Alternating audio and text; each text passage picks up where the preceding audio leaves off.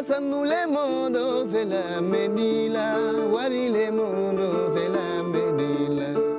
Ay bani le, sankuma ni bankuma, bani foro yadi, ala le fama.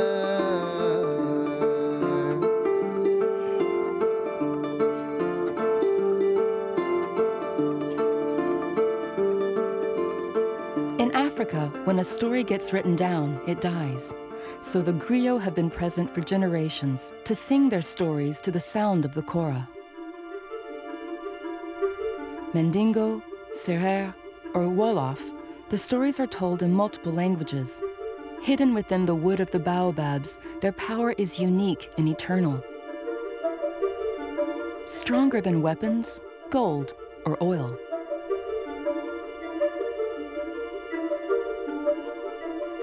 In the Midwest of Senegal, this wetland formed by the branches of 3 rivers and surrounded by saltwater channels is a reserve of international importance. Viewed from above, the Saloum Delta is renowned as one of the world's most spectacular bays.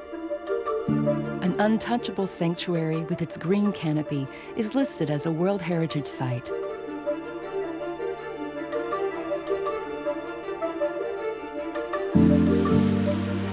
At beach level, amid the banks of 1,000-year-old shells, this hybrid territory between land and sea tells another story. The magical flights of pelicans and their early morning fishing expeditions toy with the ravages of pollution.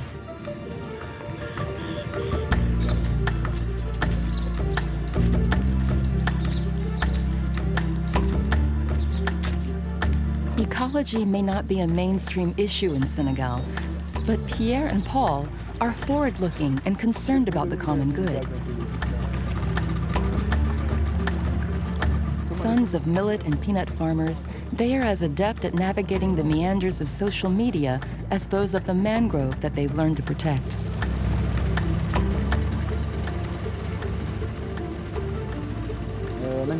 Let's have a look on Instagram.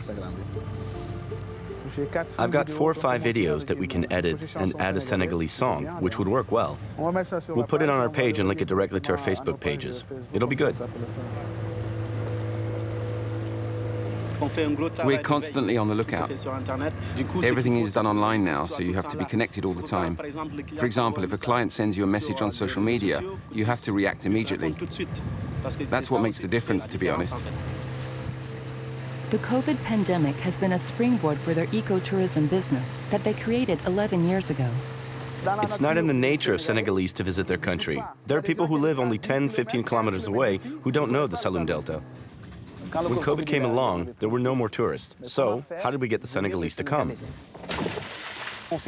We decided that we had to go and see famous Senegalese people, which is what we did. We looked at who was the most successful artist of the moment, that everyone was listening to, that young people were following. He's a singer called Wally Seck.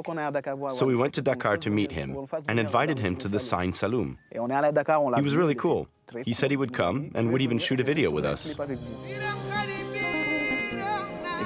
So he shot the video in our canoe, barefoot in the water and so on, and everyone in Senegal saw it and came to visit the Sign Saloum. So the whole region benefited from the video. That became our strategy, inviting influencers to come, and it was a breath of fresh air for us. COVID didn't really impact us. It didn't really impact lots of people. See that mangrove plantation over there? We're going to have to replant it again soon, from the Palm Grove Reserve. We'll have to check with the office in Ndangan to see if we can get about 50, 60 youngsters for a day to come and replant the mangrove. Because there's still some spaces left where we need to replant. The mangrove here that you see regenerates itself naturally, but the wood has been overexploited on the islands. Mangrove wood is used for cooking and for smoking fish. In the course of the last 60 years, we've lost 25% of the surface area of the mangrove forest. So we've started replanting. And we're doing it in groups of women and children. The more mangrove there is, the more fish there will be. If you want to change things, you can't do it alone. You need to get help from people who perhaps have the means to help and the authorities to put things into place. We decided that Saloum should be an example on an economic level and for tourism. And that's what we've been doing for 10 years.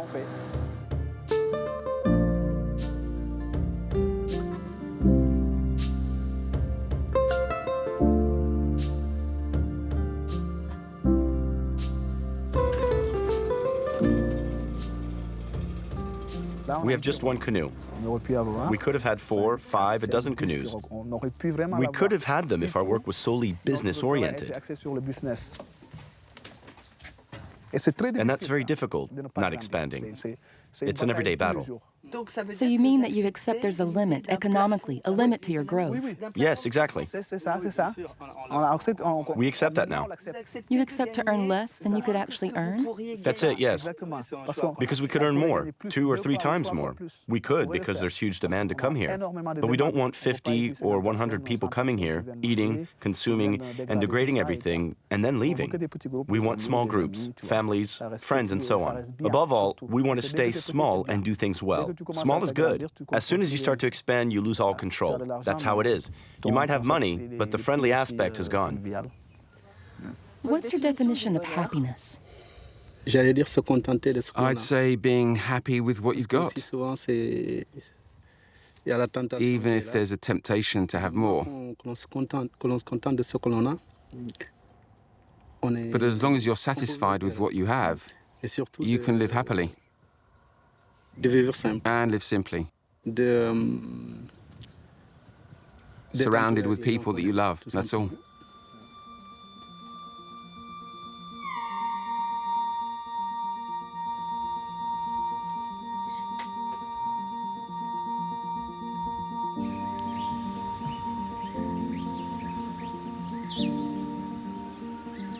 If you want to find spiritual guides, it would be wise to find them in Africa. Just as manatees in former times, quadrupeds or men, returned to drink from the spring of Senegal. Straddling the sea and the mainland, the village of Senegal and its sacred woods have been made world famous since the 1950s, thanks to the writings of Léopold Sédar Senghor. Welcome to Senegal. We're really happy to see you. Because with COVID, we've missed seeing white people. But now it's all good.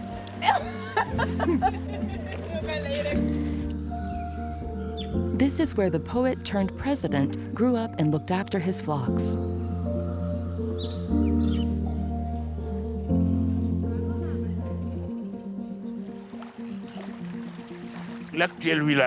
The present village dates from the 15th century.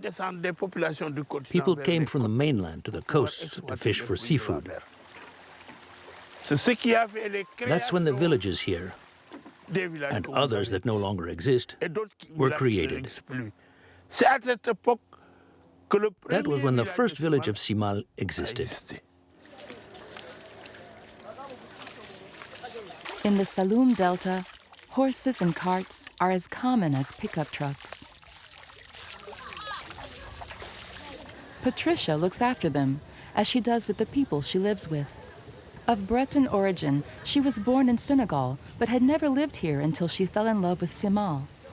She bought her own eco-lodge, made up of traditional huts unique in the region. The concept in no way conforms to the stereotype of tourism in this part of the world.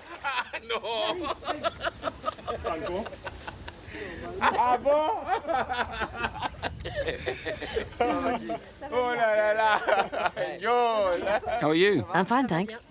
Very well. I wasn't particularly fond of traveling, and I'd never have dreamed of settling down here in Senegal. It was all down to people I met. Just encounters which led me to make the decision. I like the one with basil. The basil? Yeah. And I love being here. I'm not a fan of living in cities.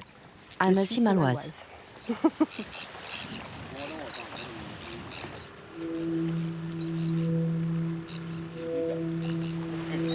In Senegal, the mountains of plastic waste are another part of the scenery. Despite a law coming into force in Senegal in 2020 against this scourge, the country still produces 200,000 tons a year, of which only 9,000 is treated. The rest is dumped into the countryside or on the ocean.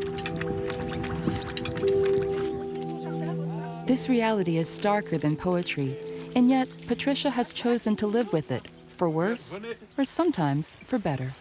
That's the water tank. Like Abdou's shared garden. Do come in. I've planted tomatoes, lettuces, and watermelon. I mainly sell them, but sometimes I take them home to eat. There are a lot of us who do that. We even created a not-for-profit, which I am the chairman. Since there's no communal garden, everyone claims a bit of space and creates a garden. We use compost, and we don't use pesticides. I make use of this tree to treat the plants. They're called neem leaves. You soak them for 24 hours, and then you spray the plants, and they don't get attacked. He's really motivated and went on a training course as well. Didn't you? Yes, in Lamantin.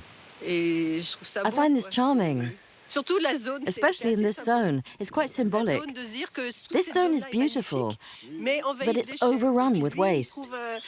And then someone gave him this land, and he's turned it into a magnificent oasis. I hope there'll be many more like this.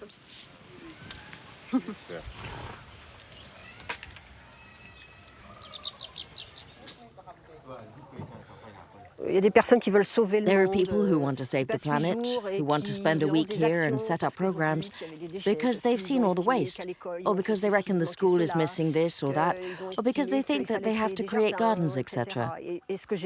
And what I've learned is that things aren't done like that. It's important to adapt to local customs. There are different ways of life, different ways of doing things. A sense of ownership or not. In this case, not really. So you can't just do things on a whim. You can't make things up. As a toubab, I tend to think that I can help more in the realm of ideas, and maybe financially. But I don't aim to change the world or tell people here what to do, far from it. Because above all, it's a question of understanding a different mentality. And I believe that being French, I can't understand everything.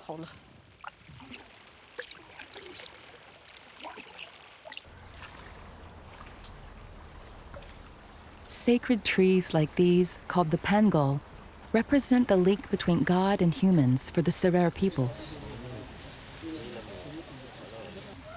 Like the freshwater springs in which people bathe for healing purposes, nature is a giant dispensary from which the marabouts have learned to concoct medicine for generations. White people don't believe in our medicine. You just don't realize how powerful our roots and our know-how are.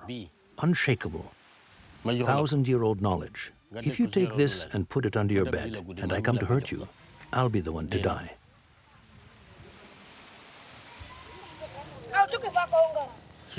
In Simal, all along the river are natural freshwater springs, and we make use of this water. It's a blessing. We know of 4 springs like this up and down the river, from here to there. They're sacred. In Simal, we've identified 4 springs. But there are more which even the elders don't know about. Senghor certainly knew the magic of this place.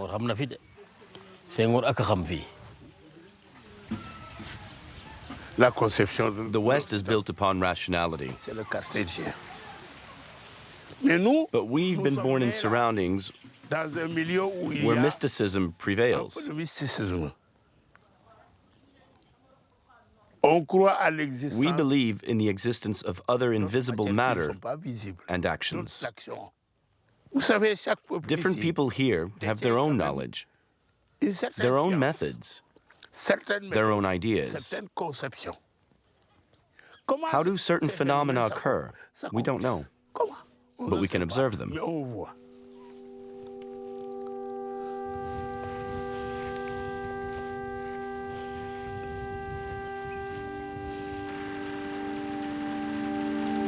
In this legendary Saloum Delta, spirits accompany life, harvest after harvest. Senegal is a 95% Muslim country with a minority of Christians. But it's true to say that we're all basically 100% animist. These beliefs linger throughout the land. Even if we go to the mosque every Friday or to church on Sundays, this part of us remains. Even if we've been to the most prestigious universities, we still wear our gris-gris charms. We'll still bathe in the water because it's part of our culture. It's what we've grown up with. It's still here, and I don't think it'll ever go away.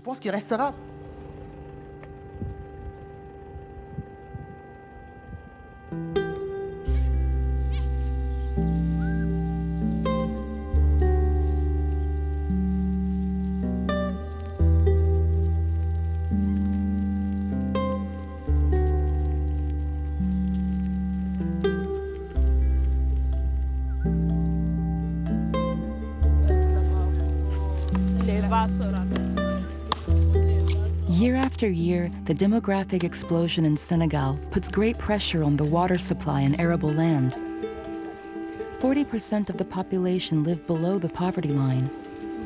So that they can provide for their parents when they retire, the children of the Delta are looking to build a more enticing future here in Africa, rather than dreaming of leaving.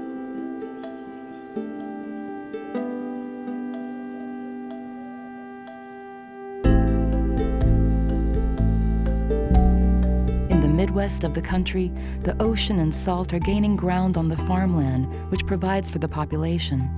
Sangomar, both a mystical and mythical kingdom founded in the 11th century by an African queen, is an example of the relentless rise in the sea levels. In 1987, the Jinn spirits weren't able to protect the sacred isle from a brutal tidal wave which separated the tip from the mainland over more than 4 kilometers.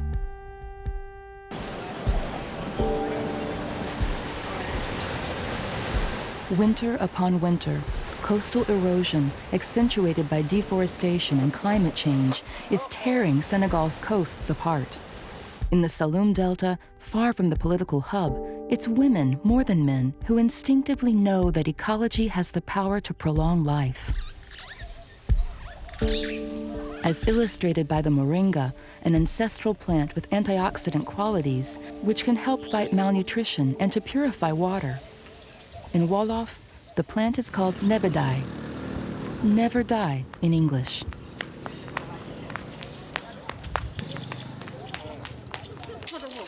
Thanks to the women, this NGO was able to plant 1,500,000 trees in 2021 alone. As well as this natural barrier against the encroachment of sea and salt, Bintu and her fellow Delta activists have added another massive deterrent to discourage forest poachers. People won't cut down trees if they're near to the hives we've set up.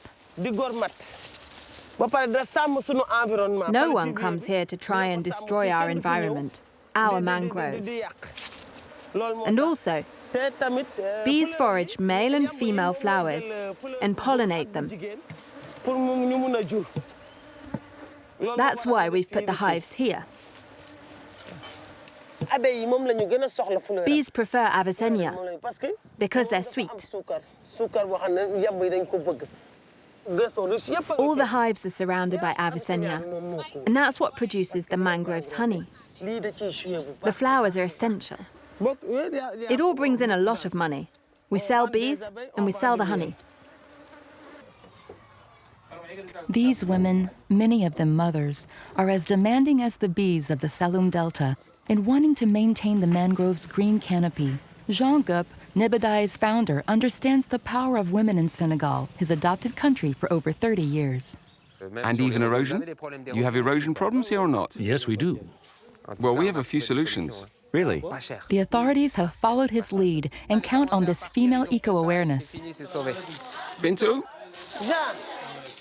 The tree's growing really well. Ah, you see? It'll be great for shade. Have you been reforesting? Oh, that's good. No, it was Nebadai who gave us this one.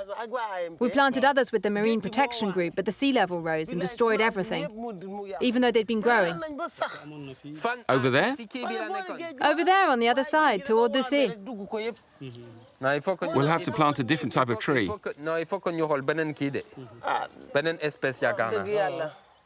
There's only one tree that resists, the eucalyptus.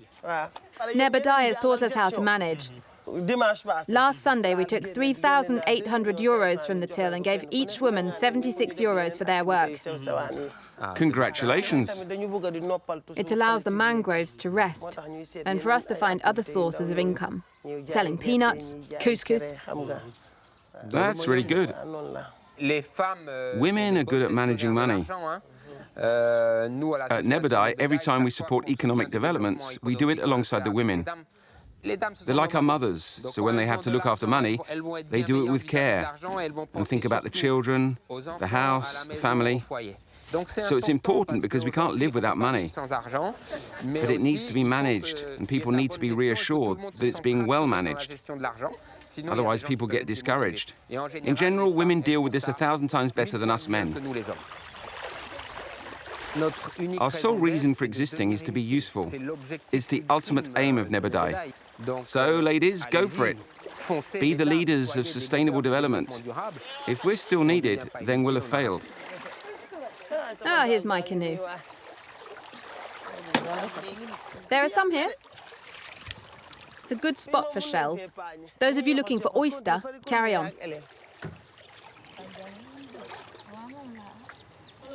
Look at the head of the turtle. The head of what? Where is it? It's been killed.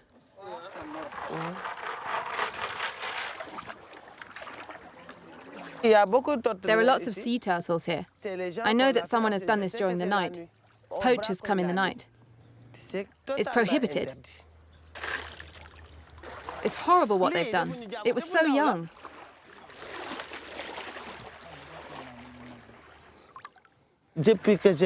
I've been doing this since I was a child, with my mother. And now I do it with my own children, with the group. Is it a good catch? Yes, it's a good catch. We use the sieve to select them. If there are young ones, we put them back. It's to maintain the resources. There are 70 women here. We're all equal. We work together. We decide everything together. There's no boss here.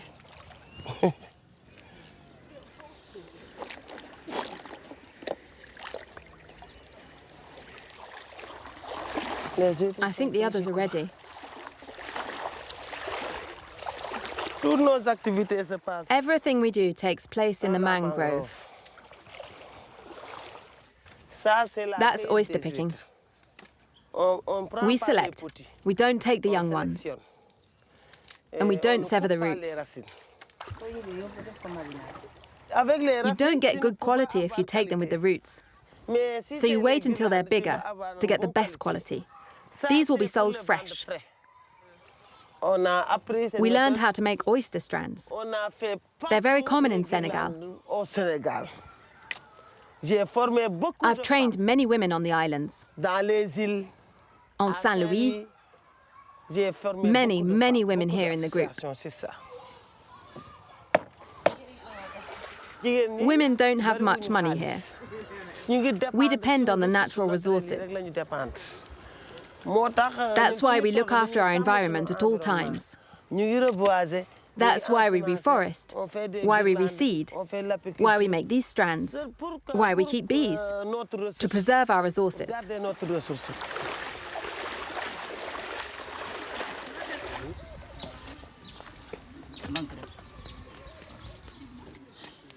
Where are you measuring the 24 from? From there? But then you got the whole bottom. No, I've calculated that it'll be about 2 centimeters. This is an enhanced fireplace. It's a mixture of clay, straw, and cow manure. It's called the banco. Yes, the banco. We often have to cook the shellfish to process them. And to cook them, we need wood. This enhanced fireplace enables us to use 3 or 4 times less wood than a normal fireplace. It's both an ancestral method, but also very modern, more sustainable, cleaner, and easier to build. How many enhanced fireplaces have you sold? 72. You see, not only do they make them, but they sell them to others. So it's become a business. And how much do you charge? Each fireplace costs 4,000 francs. So it's great because you're saving money by making something which will help solve environmental problems. It really makes sense.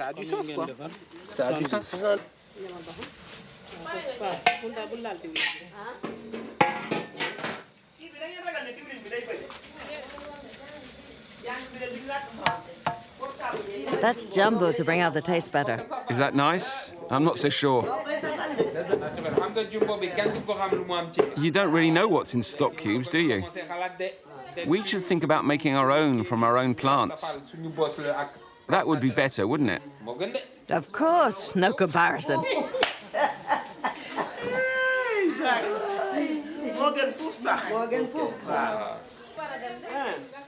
If it weren't for the women at Nebedai, nothing would happen.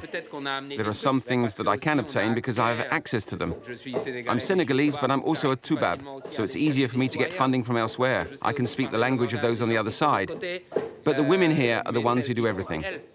So everyone contributes. We go and look for funding to help them, and we know the money will be well used and that they'll do great things with it.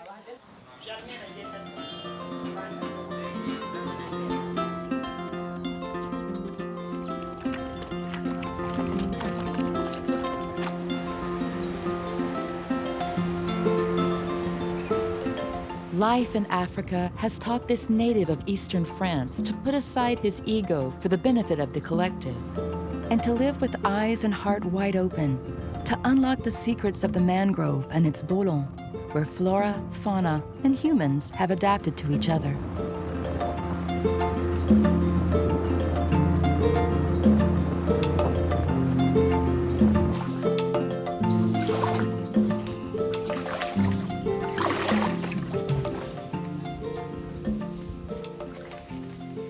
The ecosystem is both fragile and complex because there are many species interacting with each other. It's extraordinary how these trees have adapted despite everything. Below the water is mud, which can go almost up to the waist. And this mangrove here, it started growing and then suddenly decided that rather than growing branches, it would grow roots. So it developed and grew roots downwards. This is called geotropism. It grows a little bit every day. It goes further and further down, and then one day, these roots will take hold and the tree will be supported in a totally unstable environment. So that's the first way the mangrove adapts, and it's quite amazing. And the second way is this. It's a dead leaf which is going to drop off in a few days. Why? Because the mangrove tree grows in the Saloum Delta, which is an inverted estuary. That means the further up the delta we go, the saltier the water. Here we're not too far from the sea, and the water has just about the same salinity as the sea. Mangroves don't like salt, but they've developed techniques to live in salty environments, even if they don't really like it. There are 2 techniques. The first is these little spots. They're called stomata. That's where they take in the water because they need to drink. Inside the stomata, there's a salt filter. But it's not a perfect filter, so a little bit of salt gets in anyway. And so the tree has to find a way to eliminate the salt. And so it gets concentrated in the leaf, and when the leaf is saturated in salt, it falls off. And the same leaf which falls will go to make up the mud. It will help feed the crabs and contribute to the interdependence of species, thereby enabling this ecosystem to survive.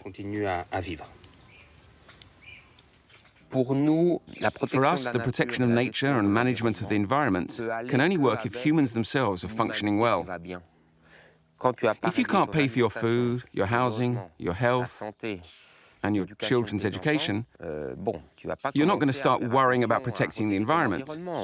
First, you deal with your more immediate problems, then you start to think about other things.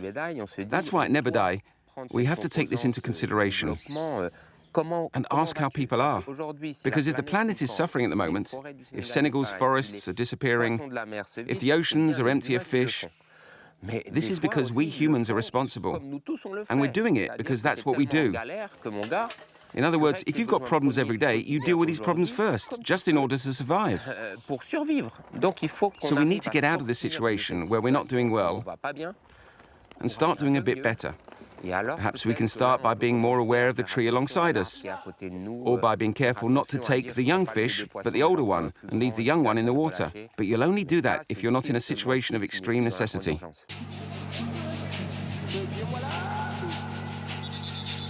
So the inverted mirror of the Saloum Delta is this constant daily struggle to meet primary needs.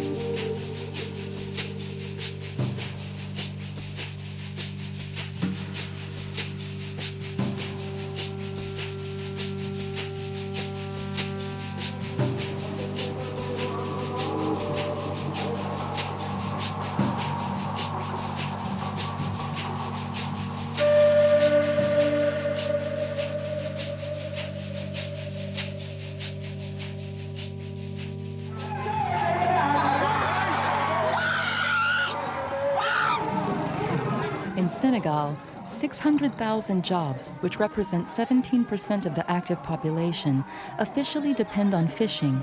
Local Senegalese seafarers are the big losers in a handicap race with industrial trawlers that come from Asia to snatch up the resources. At the mouth of the Saloum Delta, the port of Djifer is at the forefront of this ecological and human disaster. If you're not here, you can't understand. So when you're here, people will tell you how they live daily, and then you understand. Because the government doesn't tell the truth.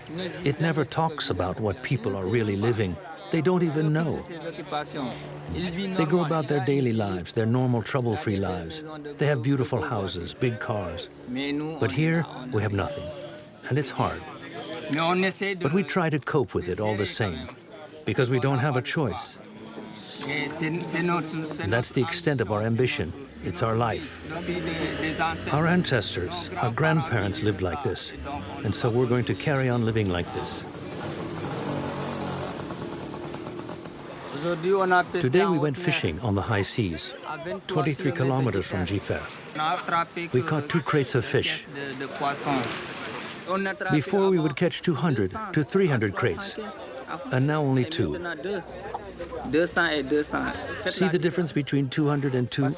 Because the big Chinese ships come and fish here and destroy the ocean. The small boats, normal people, poor Senegalese people, they're all trying to catch the rare fish that remain.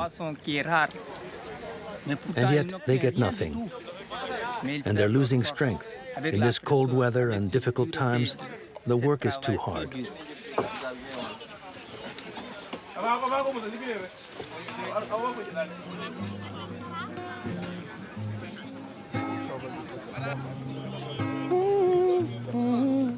Faced with the depletion of fish stocks, many dream of immigrating to the Canary Islands.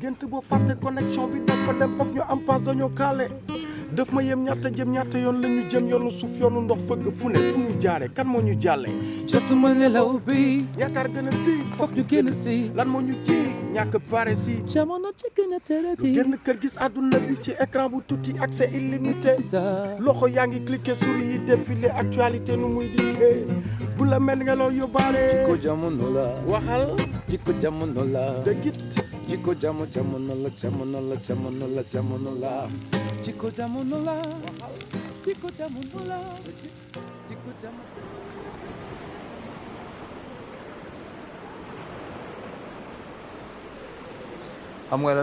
Death in itself is not what is the most difficult. It's being close to death, being between life and death, being between the sky and the earth, the ocean and the water, and we were between the two.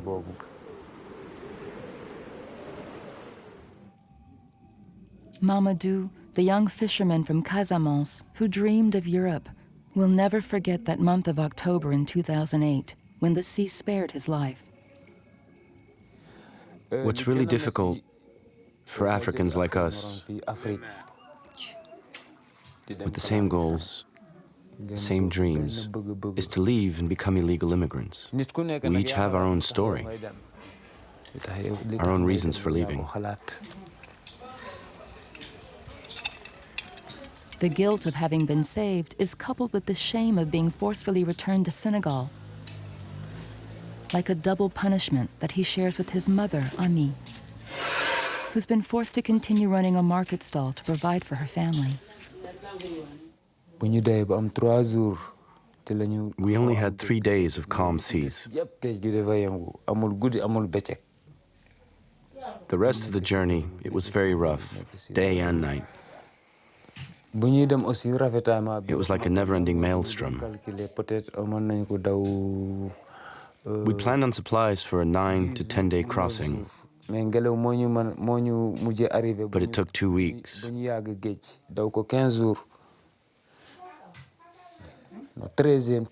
the 13th day, we didn't have a drop of water left. Some were even drinking the seawater. That finished many of them off.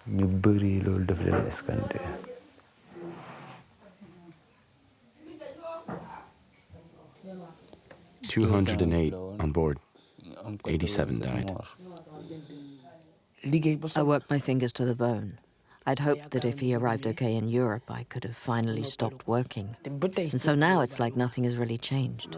I told him that if he ever was thinking of going back to Europe by boat, it would be better to stay here and make do with what we've got.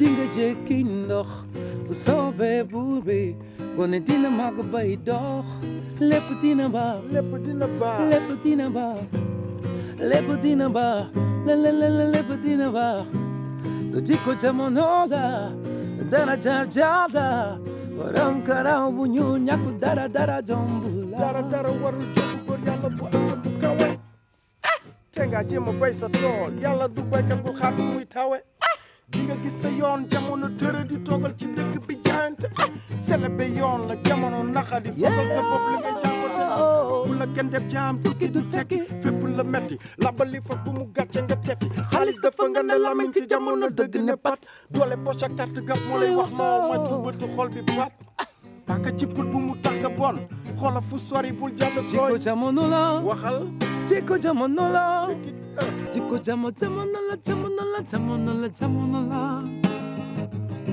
jamono la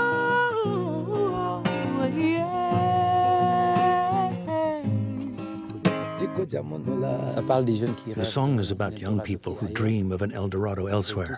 They all want to leave for Europe, but yet they don't realize that the gold mine is within them, that they are their own resource.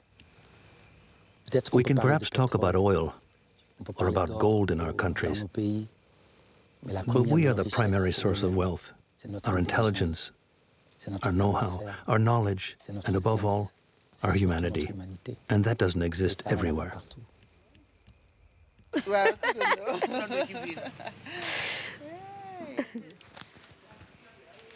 If you hadn't come back, you would never have met her?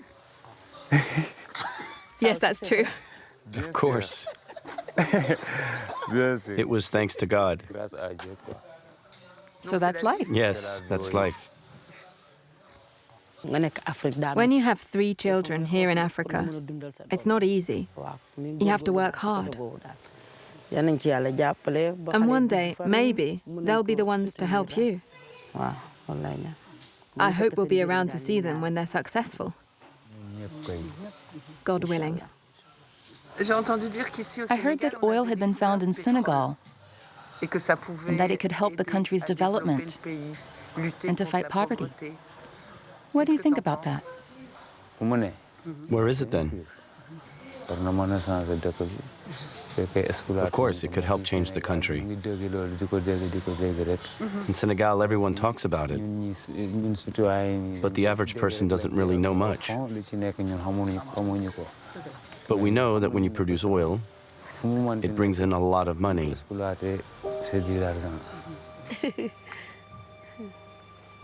8,195 billion CFA francs of revenue is what Senegal is expecting from the Sangomar oil fields. But is it a blessing or a curse? Since the discovery in 2014 of the first oil fields, less than 100 kilometers from the mouth of the Saloum Delta, oil and gas extraction has pricked people's consciences. Local inhabitants and NGOs claim having been presented with a fait accompli. I requested an invitation to visit, but never got any reply. So we just turned up to see what it looked like, and what was going on, and how big the production facility was. We needed to have a more precise idea of the extent of things. 60, 120, 180, 240, 300. There are 350 litres of fuel, and almost due west. So it's basically 93 kilometers from the coast in the direction of the continent of America. The first barrels are expected for 2023. The countdown has begun. So that night, Jean and his team decided to set out to find the black gold.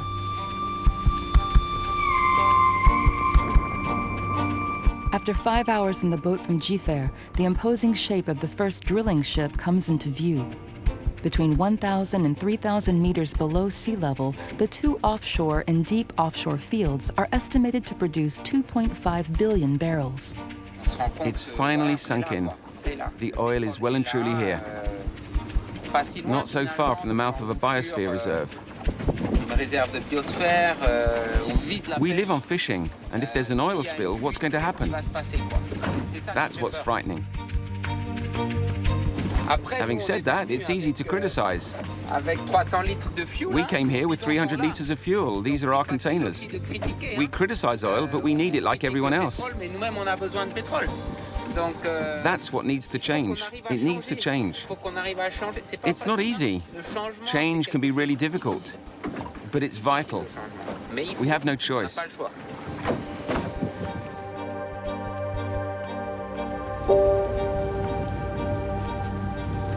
The black gold rush in Senegal has its surprising moments. At the foot of the drilling ships, fishermen in their boats have arrived the same morning to cast their bait. Once again, on our different journey, front stage and backstage come face to face. Careful.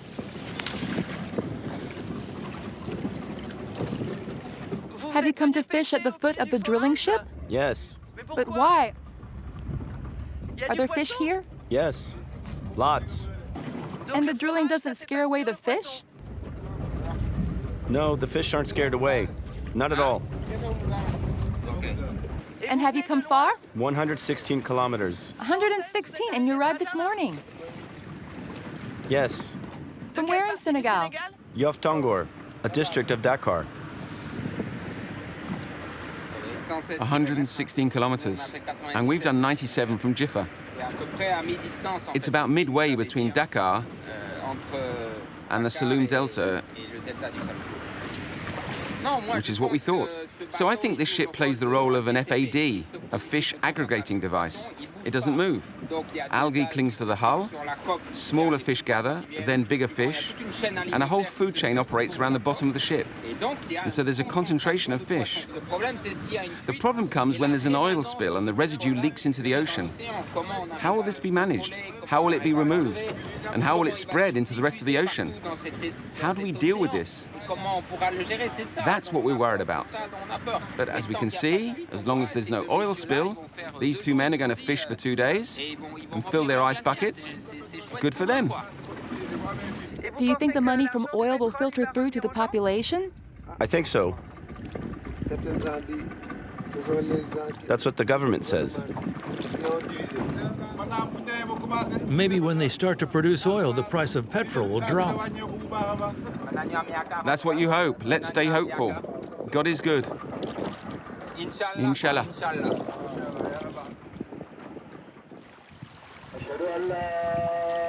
As for the Australian company in charge of piloting the operation, they claim to have carried out a study in the 12 months prior to the final decision to invest of the environmental and social impact in concordance with Senegalese law.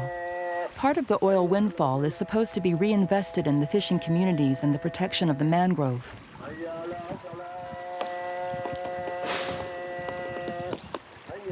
In Dianwar, which is cut off from the sacred Isle of Sangomar, at high tide, groups have mobilized to map the environmental resources of this part of the delta, which is classified as a marine protected site.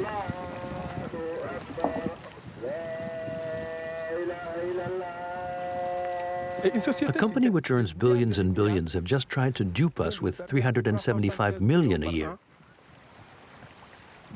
And there's worse. These 375 million haven't gone directly to the impacted communities, but will be paid into the coffers of the state. In any development, there are losses and gains. Here, the government is only talking about the benefits. What about the impact?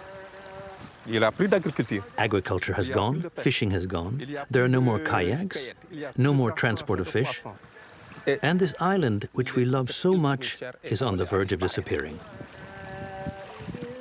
Can money replace lives? It would be better to leave the oil in the ground and let us carry on living on our island. We are not going to stay silent.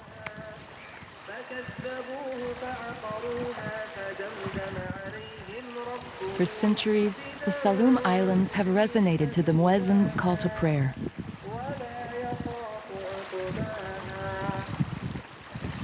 Today, women like Bintu add their own voices against the impending disaster. Women who are capable, like bees, of providing humanity with a saving grace. People think bees only exist to make honey, but it's not true. If bees are wiped out, human life could disappear too.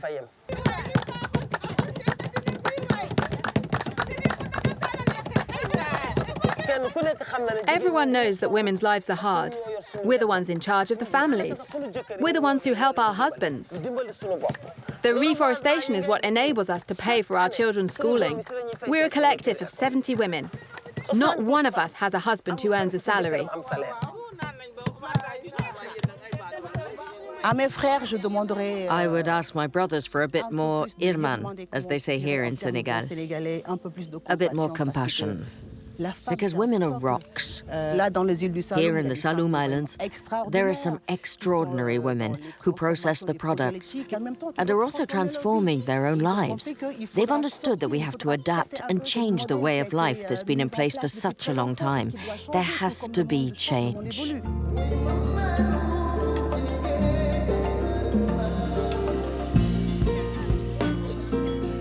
Landing on these agroecological plots in the forests in the south of Saloum is where we step out of the looking glass.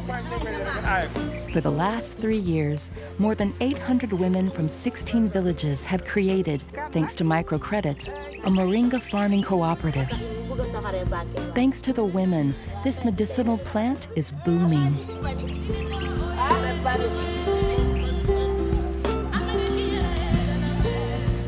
Moringa, the tree of life which never dies.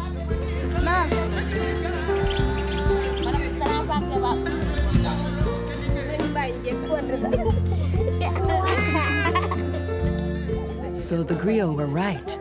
In the inverted Saloum Delta, it's the women who hand out the salt of life.